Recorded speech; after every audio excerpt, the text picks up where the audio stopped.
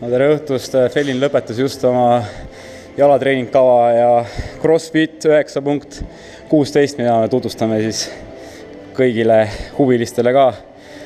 Kokku koosneb see CrossFiti kava 5 harjutusest. Hans on meil tema mees, näitab ette ära, kuidas need asjad käivad. Iga harjutus teeme 45 sekundit. Harjutuste vahel on 15 sekundit pausi, täpselt piisavalt, et ühe ala juures teise juurde liikuda. Ja pärast 5 ringi on minut pausi ja siis teeme veel 2 korda seda ringi, ehk siis kokku 3 ringi, 5 harjutust igas ringis. Esimene harjutus on clean, barbell clean, me tõstame 50 kilo. Eesmärk on kank tõsta rinna peale ülesse. Ilusti sirgeks ja see on esimene harjutus, mida me teeme 45 sekundi jooksul nii palju jõuab.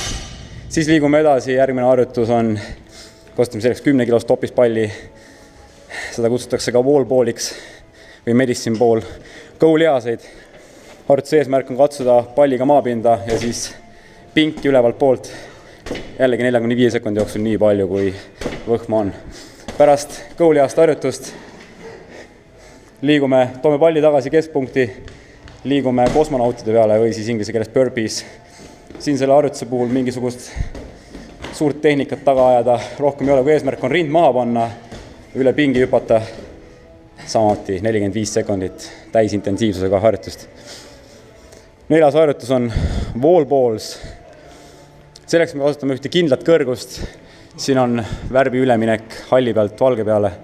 Ehk siis Hans teeb küki ja tõukab palli nii kõrgele, kui on see valge piirjoon seal. 45 sekundit seda harjutust. Me oleme juba suhteliselt väsinud, me oleme. Kokku on 2 tundi on trenni tehtud. 5 harjutus. Toimub selle toru peal. Varbad vastu toru. Samuti jälle nii palju, kui kordusi jõuab.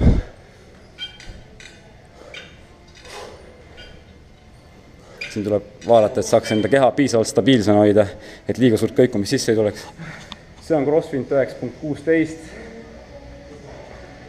Kommentaare tehke järgi või makske kinni.